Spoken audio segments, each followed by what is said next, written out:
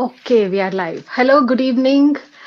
So this is the second episode for podcast. This is the podcast I started with the purpose of so that women, especially, and not just women, but especially for women, uh, so that they can understand different aspects of practicing martial arts, and so that we can also see martial arts in a different way, that it is not about violence. It's actually about lots about self-care, creativity. And today we'll discuss with our guest, who will also give you some interesting insights on what she is teaching, why she is teaching, why she has been practicing for so many years. So hi, Rupa.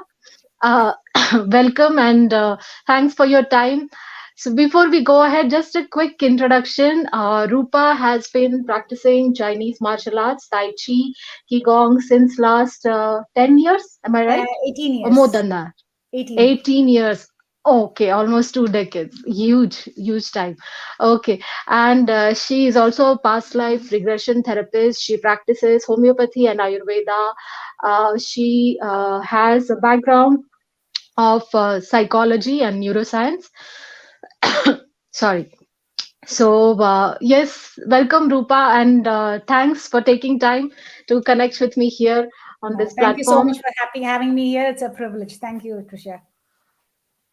Okay, so let's get to business straight. My first question to you is why why did you choose martial arts? Um, from a very young age, it was just intrinsically very attractive to me. Maybe the majesty of the entire process, maybe, but I was very intrinsically attracted to it from a very young age. But in India, it's not the most recommended thing for a girl to do, supposedly. So mom wasn't happy about it. So then that just went by. And when I came here in the UK, I sort of thought this is the best chance to do it, and I jumped at it. But now looking back, I think I am attracted to martial arts more because of the paradoxical, majestic power which is centered in a core calm. So that is what is most attractive about martial arts for me, and that's why I'm doing it, I guess. So once you started practicing, just in the initial days, when once you started practicing, started learning, how did your view about martial arts change? I hadn't quite envisaged the depth of martial arts. So, for the appearance, most people, like you rightly said, misconstrue it to be all about violence and hitting and kicking. But that is a minuscule part of martial arts itself. It's a very holistic way of life, actually. So, not only does it, okay, of course, that's like I said, one tiny part of it where it gives you tactics and moves and techniques to block something or defend yourself or attack something. But that is a minuscule part of it. The bigger, more life changing part of it for me, I would say, is more how you get in touch with your body, the physical body, how you move, how your joints move, how they could work better in alignment. When they are in alignment, effortlessly they would move. And even deeper you go, you of course learn about the more internal movement of chi or prana, as they would call it in India. So it's more managing that, which not only gives you the physical benefits but mental health benefits and spiritual benefits. So that is at the very core, and which is what rippling to the mere hits and punches that you see. But at the core, it is working with a much deeper part of yourself. So that is what I more connect with. Hmm. Interesting. I would like to stretch this topic towards mental health and spiritual health benefits, as you said, because when I do these demo classes or any workshops, many women end up asking me this question that won't I become more aggressive, violent, hyper with the practice of this? So please share your experience, your learning as a practitioner and as a teacher. Um, it's quite the opposite. It is absolutely very opposite of aggression and getting hyper and agitated. If anything, you center yourself. You can't fight when you're angry. Not a good fight, at least anyway.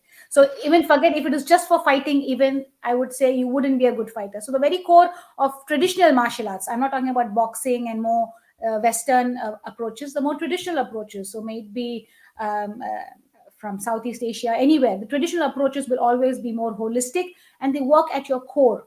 So at the core, it is about maintaining your calm always. So, which is what gives you the mental and physical benefits. And even to do a good fight, if you can't do that, just your muscle power can't last long. Okay, you do develop your muscles a bit, you do develop your strength a bit, but that can't take you through the entire process of a fight. You need to be the calm person. You need to have your chi grounded. A lot of other there are simple elements to it which are apparently simple but are absolutely life changing if you follow it on a regular basis. Like, one very interesting experience I would like to share is after I started learning qigong and all of this. I am now 46. I'm 46 now. So I grew by 3 centimeters. My height went up by, Wow. which is like unheard of. Huh? You stop growing when you're 20 and then there's no growth. No. But what had happened was it is over the period in time, the vertebrae collapse when you are not aware of what is happening. When you sort of, most of our life is very robotic. We get up, we do this, we do that. And it's just limited, repeated movements that we do anyway. And we are absolutely clueless. You don't know what the left hand does. The right hand doesn't know what the right leg is doing. Things like that. So you're totally disconnected in that sense. And as we age, our vertebrae start collapsing because of gravity, Earth's gravity working on it. So until you're aware and you're stretching your vertebrae, you will shrink. So if you see old people, they shrink by a few inches. And when I realized that and I made a conscious effort to keep it up, I was shocked that I grew up 3 centimeters. So everybody would look at me and say, "Oh, you've grown taller." That's when I realized, oh, maybe I have grown. And when I measured myself, it was 3 centimeters. So not a teeny weeny bit, quite a reasonable amount, I think, over an inch. So so these sort of benefits, which I don't think we are quite aware of. So it is very exciting, to say the least. Right, right. Okay. Um, um, just a minute. Let me put my phone on DND. I'm still audible, right? Yes, very much so. Yeah, okay. Uh, 18 years, right? In this age when everything is fast results giving and everything has to be quick and weight loss has to be quick and mental health has to be quick and everything has to be quick. 18 years, how did you remain consistent? A good question. Yes. Yes.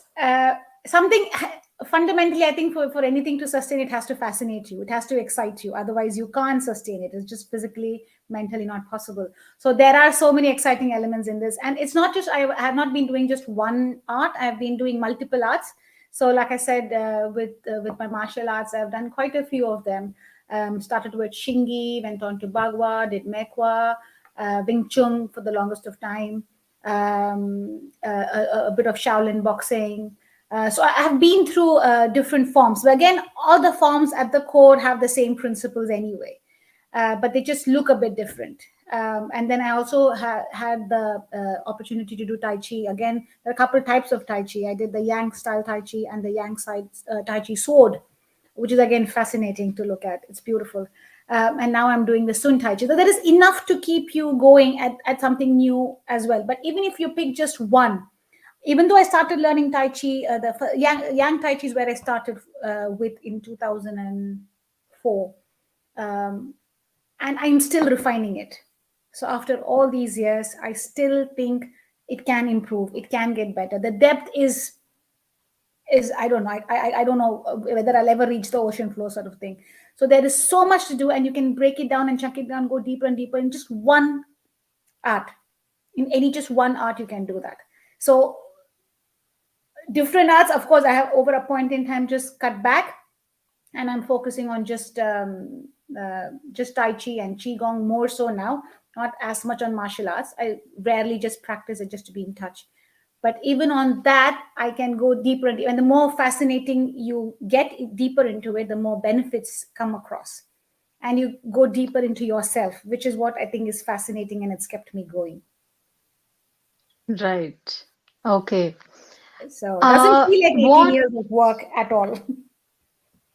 Yeah, I mean, I can understand when you say, when you're fascinated by something, consistency is not an effort, right? Absolutely. So, okay, what were the most shocking changes or benefits you experienced yourself or you observed in your students, or they told you about it? Um, the physical benefits have been the most common in terms of people having back problems, shoulder problems, feeling better for it. Where when once the alignment of the shoulder to the spine to the hip to the ankle and knees are all sorted, then again a lot of foot problems, leg problems, a lot of nitty gritty aches and pains are all just sorted with just that, getting to be aware of your posture and alignment. So that's very common. Other than that, a lot of medical conditions like kidney problems, hormonal issues have also been worked on, but they take a bit of a time. But that's with more qigong and stuff. It does take time, but it works beautifully for that. A lot of meditative practices. So a lot of qigong can be just holding postures with a certain mudra for some time. So again, a lot of mental benefits of getting over depression, just having a day-to-day sense of calm, anxiety coming down. These are the just generic benefits that come on top of my head. But it never ceases to amaze you. There's always something that new comes up, and oh, I didn't know I Right, could do this, or they didn't know their own abilities in a lot of ways, and this helps you right, unlock the potential in a lot of ways. right, right. Yeah. Hmm. Okay. Let's come to self-defense. What, according to you, is self-defense? I think it is a very commonly misconstrued word, self defense. So, most easily people equate it to being protecting yourself from an attack, from an external attack. For me, again, that is just one part of it. Yes, that is true, but that is not the whole story. For me, it is defending yourself, as in defending your physical health, defending your musculoskeletal structure. It's defending your mental health, your spiritual health. Your personal stuff is way more needing defense because you're with you all the time. You're not always in a position of attack, being attacked all the time. That doesn't happen, but you're always with yourself. Your health is always with you, so that needs constant focusing, for constant defending. So a lot of these martial arts, especially as you go deeper, that's what they help you achieve. um, Okay. that's at the core. Yes. Okay. And So, also for self defense, as much as it's all about the fight, it's hardly about the fight. It's hardly about the fight. Because most that was my first question I asked my teacher when I started learning all those years ago when I was young and naive. Saying, oh, so how many fights have you had and how have they been? He says, no. If you are a mature martial artist, first time you see sign of trouble, first thing you would do is run. That's the first thing you should do. You don't want to get into trouble ideally because the damage you can do is not something you want to live with till the end of your life, because that's a consequence to your action, right? So that's the first thing you do. If you're a mature artist, you will not want to get into a fight. And if you do happen to somehow be stuck in the middle of it, you will defend. You will hardly attack. And attack is the correct. last port of call anyway. Right. Um, so yes, that's my take on self-defense anyway, and my understanding from my teacher. Did you ever have to use your skills? Was there any time did you face any such incidents? I'm Uh, talking about the physical fights. Physical attack ones, yeah. Fortunately, no, not yet, and hope I don't ever get to use it. But I have used the techniques of martial arts for my day to day purposes in a lot of ways. So when I used to work in the hospital, pushing wheelchairs, how you could effectively push wheelchairs without using your muscles. You could do a fantastic job and move them effortlessly without you straining yourself. Things like that, moving furniture, um, pushing a shopping trolley, all sorts of things. So you can use this on a day-to-day basis for every bit of your life, and and those principles are all there in martial arts. So it's about using your entire body as one unit. You never look at it as your body as a one unit, which is what as the core of martial art is. You never look at your arms or just the legs or just your punches, fist. No, it's always one unit, head to toe. And the more you get using your body that way, so yeah, you of course use it like that most effectively in a fight, but you can do that all the time. Just walking, heel toe walking. Most people don't do heel toe walking. So when you're walking, you have to go your heel first and then go the entire weight on the toe. That never hardly happens. A lot of my patients who come are having that fundamental problem. So that then gives other structural problems, aches and pains in the long term. So you have a lot more day to day that I have experienced benefits of it. And like I said, with the Qigong, my physical appearance changed where I grew in height. So things like that, I have had more fantastic, those sort of experience that I relish and enjoy. But no, Right. not a physical. Also, you don't look your age, so that's a Thank you. testimony to your practice. Yeah. Thank you. Um, Okay. Coming back to a sensitive issue, you have been learning since 18 years, and this is a very special field, right? Especially when you enter it as a teacher. It is dominated by men. Most of the teachers are men. Um, as I have been working in this field, I do get to hear sometimes experiences of, bad experiences in the training school itself. So, what is your advice to women who are deciding to learn and especially take this up as a career to defend themselves against any kind of abuse, including emotional abuse in such places, institutes? What is your advice? How should we defend ourselves? um, I think at the core of just human life, I would say is your self esteem. The having a balanced core grounded. The self esteem, self respect, self love is at the core. So once you have that in place, I think everything else falls in place, because once you have your self esteem in place, you trust your gut instinct more. And once those two are in place, everything else is, you automatically will take the path that is right for you and will cause you no harm, because you love yourself and respect yourself enough to not to put yourself in harm's way.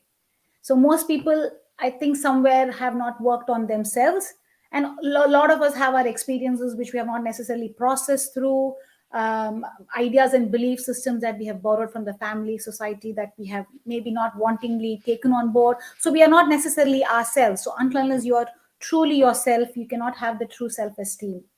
And if these two are not in place, you will make random choices, not necessarily choices that will benefit you in the long term. So I think once you're aware of where you are at and where your self-esteem is at, everything else will automatically fall in place. Then it's an effortless living. So you will automatically not choose people who will harm you in any way, physically, mentally, emotionally. um, Hmm. so I think that is at the core. There is only so much, because it's very difficult to judge somebody by their appearance or by how many years they have been in a field. None of that is a reliable source of to make a choice for yourself. And again, the same teacher might work for somebody and may not work for another person. So it's at the end of the day your individuality and your resonance with your teacher. So it's a very wonderful special bond. I have a wonderful bond with my teacher. He's now become my friend, my very close, practically family for all reasons. So it's a very wonderful bond. But if it is right, if it is not, it can mess you up in so many ways, because it is something that you're going to consider living your life by. So if you can't trust your teacher, you can't trust the knowledge he gives you, you are messing yourself up even more. So Right. so yeah. So I'm sure I think I have answered your question.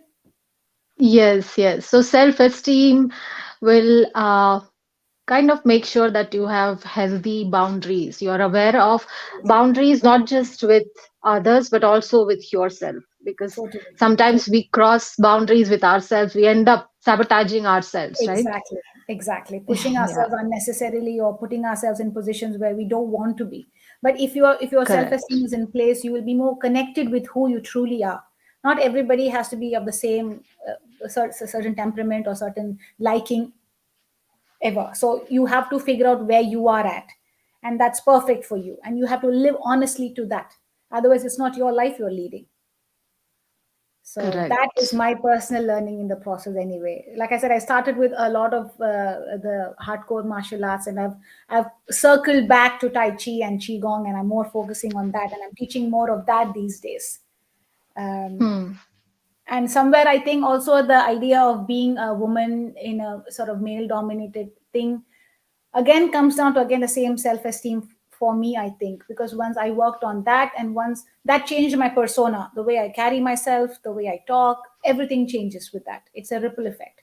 I didn't intend it to change, but it automatically changes, and that people do pick up on, and they behave Correct. differently with you automatically. The vibes you give out makes them change their behavior. You don't have to tell them to change, and that's the most natural and the Correct. most non-intrusive way of getting things work for you, I guess. Yes, Yeah. yes. So Energy is very important. very much Yeah, so. the Very much so. vibes we put out. Yeah. Definitely. Definitely. Okay, so very important question. Now, getting into martial arts, do we need to do some preparations? Should people already be healthy and fit and strong, flexible to start training, or how? What do you think women should do? Do we need to prepare? Yes and no. Yes, in the sense of having your baseline health in good place is I think fundamental. That is irrespective of martial arts anyway. Irrespective of martial arts, but if you're going to martial arts, all the more. So you have to have your base health problem, might be um, uh, aches and pains, deficiencies, hormonal issues, whatever it is, a chronic health problems, or even some digestive issues of some nitty gritty digestive issues, but they are nitty gritty. They build up over a time. And with martial arts, it's further strain on your body has to be prepared for it. So if you have all the nitty gritty out of the way, and you have your nutrition in place, no deficiencies, everything is sorted, the body will automatically flourish in the new practice that you have picked up, whatever practice it is. But for the body to flourish there, you have to have the baseline sorted. So you can't have nitty gritty aches and pains and then practice good martial arts or qigong or whatever it is that you want to practice. So for me, I think man or woman, especially women, are sort of more negligent about their health, I feel, because they are so busy taking care of others, they don't take care of themselves more so than men, I think. So hence more so valid for women, but it is getting your baseline in place. And again, everybody's strength levels are different, flexibility levels are different. That is something to work on over a period in time. That doesn't happen overnight. But if you have the environment right in your body, all of that will happen with time. That is just a matter of time. But that I think people don't focus on. They have a bad back, they'll pop in a paracetamol and then get on with their training. That's not how it can sustain long term. So that is one fundamental thing I would personally think makes a lot of difference. And then during the practice, I know it isn't easy. There are times when it'll be really hard. I've had times when I felt like crawling back home from my workout, and it's a good feeling and a ridiculous feeling at the same time. But during those times, I've always made it a point to support myself in other ways. So that things like having Epsom salt baths, maybe so extra magnesium for the body, have homeopathic remedies, arnica for the extra exertion, ruta for my ligaments and tendons if they get sprained. So all sorts of Ayurvedic medicines, all of these support you through the process. So consciously focus on the body, be gentle on the body, support it through the process. It's like, oh, you have been a lazy bum all these years, okay, now get cracking and that's it, things will fall into place. So that's being a bit harsh. So I personally don't see a lot of people doing that. So it's just pop in a paracetamol, get on back with the training, which I don't think long term is a sensible approach. So be gentle on your body and get there in your own time. There is no rush. Yeah, you should enjoy the journey as much as the destination. The journey is beautiful, way more beautiful than the destination sometimes, I feel. Right. Okay. What advice, what is your message for women um, in terms of getting both their daughters and sons into martial arts training? What is your message? Why should we do it? Because nowadays we have so many. tools available to keep fit, right? We largely, as we were talking, there is very slim chance of anyone getting attacked. We largely live in a very safe society. So what is your message for mothers, and why not fathers also? Why not fathers too? Yes, because there generally tends to be a conflict, and one of them wins and the other loses. So we don't want that. Yes, Ideally, both of yes, them being on the same page is good for the child and the family. right. So yes, the key message for parents would be, again, like I, in my experience, I found psychological experience and in my practice, that working on the parents' self-esteem is fundamental. Then you can foster the same self-esteem in your child. Then the child can be herself or himself. From there on, they can live their life more fruitfully and joyfully. That is at the fundamental core, I think. The parents can't foster a very self-confident and self-esteem rich child if they themselves are suffering, because they can never relate, the child can never relate to the parent and vice versa. So that can't be the case. So parenthood is a serious business. It is serious. You can't just, it's not just a byproduct of a sex I had and I have a child and okay, just feed it, send it to school, I'm sorted. That was a parenting maybe 100 years ago and it worked at that point, but not anymore. It's a much more stimulating environment we live in. There are a load more possibilities and people are more evolved than they were at least 100, 200 years ago, I believe. So you have to foster that. So focus on yourself, work on yourselves too, and work on the help child achieve what it or her, she or him wants to be. And more so, personally, I think starting at a very early age would have been fantastic for me too, but I didn't. But I would urge every parent to form some sort of traditional arts, any of the martial arts, maybe Indian, Chinese, whatever comes around. uh, but giving them that connection with their body, early connection with their body, and they being in control of their body, it's a strong sense of empowerment that they get. On one side, the sense of self-esteem and self-love and self-respect gives them a lot of physical and mental strength, but this one will give them, will add on to that. So you can't have one without the other. So you can't be a very strong person and have a very weak mind, or have a very strong mind and have a weak body. Both wouldn't work. You have to work on both in parallel is what I think, for a full life. And like I told you, it's not like, right, you said it's not about the attacks and defending yourself from attacks. That is a bonus. Yes, if you do happen to be in a notorious scenario, you can defend yourself and help somebody else too. But that is the least of the reasons why you do it. You do it because you tone your body, you train your body in a very positive way, internally and externally, which you wouldn't do in any other sport. Or if you play football, you wouldn't have the same benefits. Or badminton, they all have their place. I'm not denying they don't, and this has to, I think, but this is a bit more holistic. So to whatever extent, however long they can train, if they can put their children into it, it is fantastic. It is fantastic. But it's Hmm. all rounded. It has to be mental, physical, emotional, all at the same time. That's your ultimate best way to get the full life. Okay, wonderful. Uh, any last tip that, any last tip for women, something that they should remember while training or before they start training? Any most important tip you will give women? Uh, One, I think, core I would like anyone to really do is, like I said, take care of yourself. Focus on yourself. Worry less about the world. The core has to be you taking care of yourself in whatever way, physical, mental, emotional, spiritual, always. People often forget taking care of themselves. They're so busy taking care of about the family and the friends and everybody else and living up to everybody's expectations. So women more so fall trap to that than men. Men fall for it too, but women more so, I think, because of the way the society is, the way they are built, I guess. So focusing more on yourself and being true to yourself, I think that's the main thing. If you take care of yourself, you will know who you are, what you are, where you want to go, what you want to be. So being connected to who you want to be and where you want to be is crucial, or it will be a life of regret and repentance, because you're so busy spending your life on other people. So connect with yourself, be true to yourself, whoever it is, however it is, it doesn't matter. You are unique and you need to respect that and adore it, because there's just one of you in the entire universe. So love that. Okay. Are you teaching online, Rupa? Yes, I had a few. I used to only do one to one, but since all the COVID shenanigans started, I have been doing some online sessions too. Um, so, so a few of the qigong and tai chi I do teach online. Yes. Okay, okay. So if any of the audiences reach out, should I feel free to send them to you? Yeah, yeah, no problem. Yes, we can see what we can work out. Yes. Okay, great. Okay. Okay, very nice. It was great connecting with you. A lot of insights from such a huge experience of 18 years, right?